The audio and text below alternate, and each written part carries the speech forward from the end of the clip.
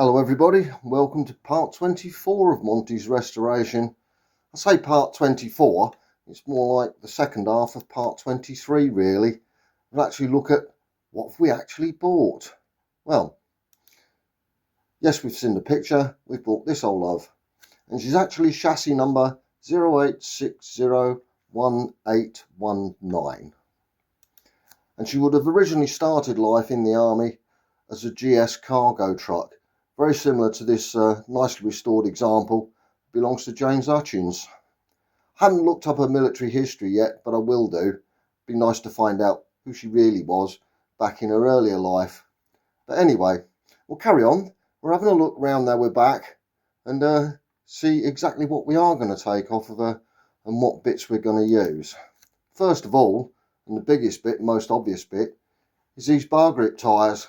All 6 of them are in very good condition. They're not new ones, of course, but considering their age, they are very good, and they'll definitely be straight onto Monty. Obviously, the wheels will want cleaning up, but the tyres themselves, they're lovely. Back plates on these wheel brakes, we'll use them. There's 2 of Monty's are in quite a bad way. Yes, I could repair them, but then I've got these now, so that's going to save me the effort. Inside these brake drums is one of the most important bits that I actually need, and that's the wheel bearings. As I said before, you can buy new wheel bearings, but they're frighteningly expensive, and this old love should provide all the ones I need. These are steel wire axle restraints. 3 of Monty's are in a very poor condition, so they would need replacing, so we've got those as well. Diff pinions, hopefully, I know we've got a leaky one at the back, but hopefully they're going to be in better condition than the ones that are on Monty's, and that's going to save me buying speedy sleeves and trying to do repairs on them. All these air pipes, pipe unions, they're all going to get salvaged. I'll certainly be using some of those to replace the odd pipe on Monty that's got holes in. Don't need the brake chambers, but I'll be taking them off anyway. We're not going to waste them. There's bound to be somebody out there who's going to use them. Moving forwards a bit, you've got this transfer box. Now, the seller told me it had a problem and it had got jammed, but I've had a play with it this morning. Quite honestly, I can't see what's wrong with it. So, it's no good for Monty. Apart from the fact Monty's is a good one, it's a different type of transfer box. It's got a winch drive on it and a couple of other bits and pieces. But I do know a man up in Sheffield who's looking for one for his that's been damaged. So that could be on its way to Sheffield shortly. And a bit further forwards, you've got the tyre inflator and the unloader valve. I don't know if Monty's unloader valve works or not yet. They are known to fail. They do have a little bellows thing inside that tends to split. And of course you can't buy replacements. So I'll certainly be saving that. If not for me, somebody else will want it. The main gearbox is definitely a bit that's getting saved.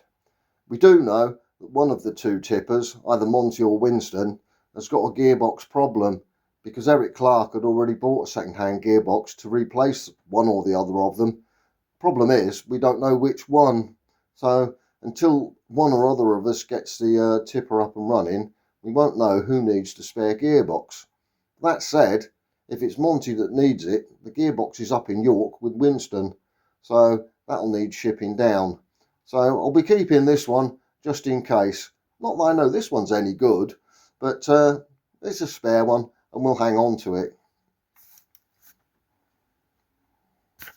Looking on the other side, got 2 diesel tanks sitting up here. This front one we know's got holes in and is ruined, but it might have a good sender unit and pickup pipes inside it, and they'll be worth saving. The guy who sold me the truck had already been out and bought a replacement diesel tank, and hopefully that's going to be a good one. Again though, I don't know if Monty needs one or not. There isn't enough diesel in his tank to know if it leaks, but we'll find out later. Got the compressor down there. Yeah, I don't know if Monty's works or not, so be keeping that as a spare one just in case. One thing I know Monty needs is this brake antifreezer unit. His is missing completely. I don't need the air filters up here on the back of the cab, but I do know a man that does. So they'll certainly be in the post shortly and going off to a new owner. Down at the front end then, we've got the biggest bit, and again, one of the main reasons for buying this truck, and that's the cab, because Monty's cab, as you'll have seen in the earlier videos as well, it's not beyond help, but yeah, it's going to need a lot of help. Now, strictly speaking, this cab's no real use to Monty. It's completely different. It might look similar, but early militants like Monty, the cabs were made by Park Royal. Now, the Park Royal company was sort of AEC's in-house bodybuilders. The later cabs were built by Marshalls of Cambridge, and there are considerable differences. I want to build Monty as original as possible, so ideally he needs a Park Royal cab and not one of these. Having said that though, there's enough parts on this cab to help me do Monty's cab. One of the most noticeable differences between the two cabs is the windscreens and the side windows. They're completely different sizes. They might look similar, but they don't fit, and they are different. Also, the early cabs had brass window frames. These ones are aluminium, so again, they wouldn't look right. The roof line, the roof profile, that's completely different as well. If you compare my other two trucks as examples, this is the Tonka. It's got quite a square profile on that roof with, yeah, quite sharp corners. If you compare that to the Militant, the timber tractor, she's got an older Park Royal cab. You can see the brass window frame there as opposed to the aluminium one, but you've got a more curved roof outline, if you like, and it slopes down towards the front. So the roof line's completely different as well. So really, the top half of the cab is not much use to us. So it doesn't really matter then that the top half of this cab is in nearly as bad a state as Monty's. It's had a sort of patch repair, as you can see, with this plate put over it. The cupola hole has been removed. Well, that's assuming it had one. And this piece of sheet has been pop riveted on, but somewheres along the way there's water got underneath it and it's rotted the roof out completely. These lifting lugs on the front bumper are no good for Monty. They're a different pattern to what they should be, but Monty's lugs are intact anyway, so that's okay.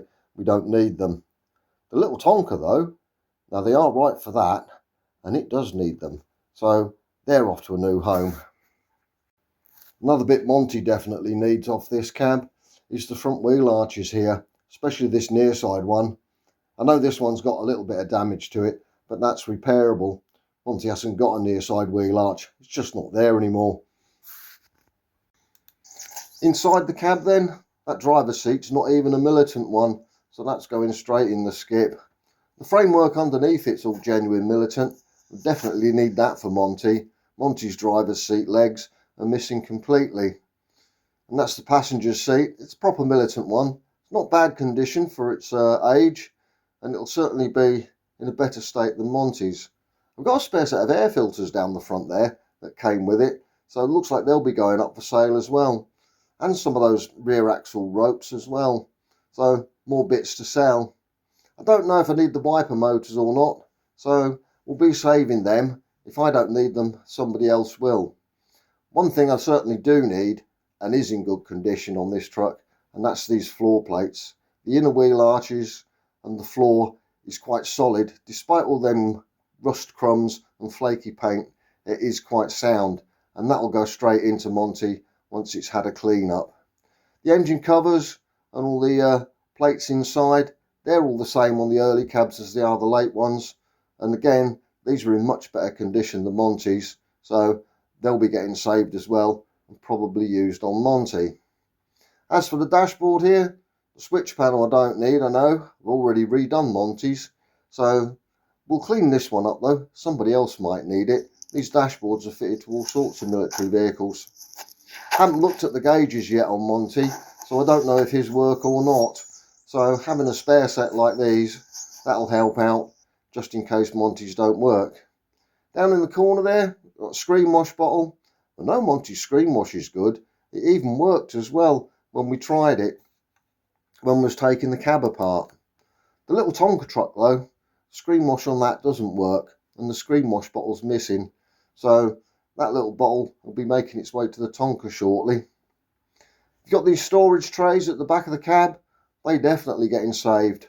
Monty's had disintegrated completely, and there was just a little mounting brackets left, dropped in on the floor of the cab when I was taking it apart. I did make a pair of these for the Tonka out of an old oil drum, and they do look very nice, but having an original set, again, that's going to be better. So they're getting saved as well. Other bits from inside the cab, down on the left hand side there, I don't need that document holder or the machete holder next to it.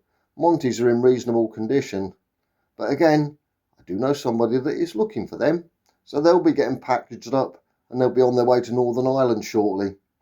Down behind the seats, you've got the 2 battery trays, one behind the passenger seat, one behind the driver's seat. They look reasonable condition. They're going to clean up, and they'll definitely go into Monty, because like the floor of Monty's cab, they're just not there anymore. All the electrical bits and pieces, you've got the dynamo control box there, slave socket, distribution thing. Again, I don't know if I'm going to need them for Monty or not, so I'll certainly be hanging on to them. Now the big bit in the middle, of course, the actual engine itself. That engine cover stay, if Monty doesn't need it, that'll be going in Militant, the timber tractor, because she's never had one from the day I first got her. As for the engine itself, well, I don't know if this one runs or not, or if it is any good. The guy that sold me it said he'd never had any trouble with it, but I get the impression he hadn't used it that much anyway, so we don't know really. Something to be investigated. One thing I do know though, Monty's engine has a habit of spitting out its head gasket, and looking at Eric's service records that came with the truck, it does it about every 500 mile, and it had been changed 3 or 4 times during its life with Eric. So to me that says there's something more than just a problem with the gasket. There must be something in the head or the engine block that's causing that issue. So maybe this engine will be getting put into Monty's, but we'll look into that later. What I did think of doing, I thought I'd have a go and see if the old thing wants to start while we're sitting here. So I started off doing a few checks. First of all, check the engine oil, see if it's got any. I couldn't get the dipstick out from reaching down beside the passenger seat, so I crawled underneath to try and get a pair of mole grips on it and see if I could free it up. And I found this spanner just sitting there. So I must say something about our man Reese's driving on the way back. He came all the way back down from Northumberland with that spanner just balanced on the leaf spring, and it never fell off at all. The mole grips on the dipstick there, just give it a little wiggle to free it up a bit, and I can get back in the cab then and have a look and see what the engine oil's like. Plenty of it. It doesn't look too bad, doesn't look contaminated, doesn't appear to have any water in it, so that's a good sign. Speaking of water or coolant, I'm looking in the top of the radiator. You can't really see from the camera angle, there's nothing in there, but it only took about half a can and it topped it right up, so that doesn't appear to leak. Seems to be all okay. Does the engine turn? So got a bar on the front of the crankshaft, wound it over a couple of times, turns quite freely. There's quite good compression in it as well, which is a good sign. One thing I did notice though, it's had a bit of a whack under the front near side. That shock absorber has been pushed right forwards. It's almost touching the engine. I can't see any other damage. The leaf spring doesn't appear to be damaged or anything like that. But Reese did say when he was driving back, it did seem to be crabbing a bit to the offside. Maybe there's another issue there we don't know about. I've rigged up a bit of a quick Heath Robinson fuel system there. 10 litres of fresh diesel in it. Pumped it through. Got it all up to the lift pump. I've given the fuel pump a quick check over at the same time. Freed up all the throttle linkage. And as best I can, it appears to work. So I should be able to stop it if the thing does start. Managed to hook up a quick set of batteries, and I found the wire for the starter. Although it's not on a switch, I just have to tap it on the positive terminal, and we'll have a go, see if it wants to start. That wasn't very encouraging, and then I realised I hadn't turned the master switch on. Of course, there's no power getting to the starter anyway. So quick turn the master switch on, and then we have another go.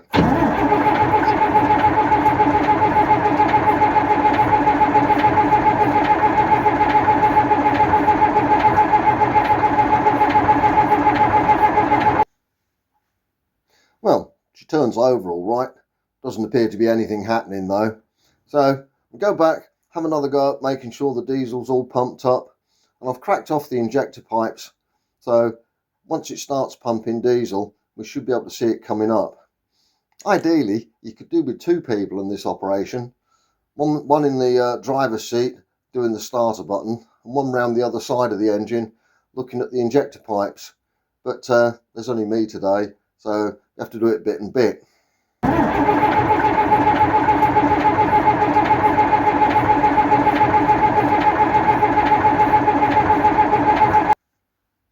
Well, we've given it a good try and it's had a good cranking over, but no, it doesn't appear anything's doing. So for some reason that fuel pump's not pumping any diesel, so it must be stuck inside or something. Something's not right there, but we'll look at that later. It was only a sort of a maybe out of curiosity as to whether it would start. Would have been a nice touch, I suppose, if it could drive to its final resting place by itself. As it is, we'll unhook it off the wrecker and just push it in with a forklift or something. But we'll get it in place, and yeah, it'll be a bit unceremonious for the old girl, but well, too late now, isn't it? Well, and here she is in her final resting place then, tucked up the side of the workshop in the back of the bus yard. It's not quite as straight as we'd like, she's a bit skew with, so we're going to get the forklift, pull it round a bit squarer before we begin taking parts off. I felt she deserved a moment of quiet reflection and remembrance before we started work, so I went for a fag and a cup of tea. Came back, broke out the spanners. There's only one problem: the wrong spanners. You may recall, I mentioned this before, Militants, when they were built in the 50s, used English bolts, English threads, mostly British standard fine, and I've got all my BSF and Whitworth spanners with me because I think I'm doing a Militant. Later Militants, like this one with their Marshall cabs, they're all UNF and metric bolts, so I'm a bit caught out. I've got the wrong spanners and some of them don't fit at all. So we'll have to rectify that next time we go home and pick up some more stuff. First out then, passenger's seat. You've got to start somewheres. I thought I'd start with a sort of an easy bit, and it's one of the bits I want to save anyway. After that, windscreens and glass are all out. The front screens actually fell out the front of the cab, so rotten. They didn't take much getting out at all. And then lift the top half of the cab off, plonk it down on the floor, and start having a look at it. We get rid of that sheet of tin off the top and the 2 winky pots, and we can see straight away exactly why it's as rotten as it is. Presumably, whoever fitted this tin sheet over the top fitted all this rock wool insulation underneath it, and it's absolutely saturated. It's soaking up water like an old sponge, and of course all the framework and all the sealing inside the cab is just constantly wet, and that's why it's all rusted through. So as I say, the cab's not the right one for Monty, and I didn't intend using much of the top half, and it's probably just as well. It's absolutely rotten, and there's only one place this is going: straight in the scrap.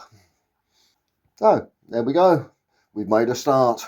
I think though we're going to be here for quite some time taking bits off, because I intend taking them all apart nicely. I'm not just cutting it up willy-nilly. If I don't need parts, other people might, so I want to save as much as possible, right down to the nuts and bolts and what have you, because they all cost money to replace, and if I can save even just one nut and bolt, it's going to save me some money down the line with the rest of the restoration. So thanks for watching, and yeah, do keep ticking the like and subscribe boxes, please. As I say, it encourages me to do more of these videos, and we'll see you in part 25 then. Bye for now.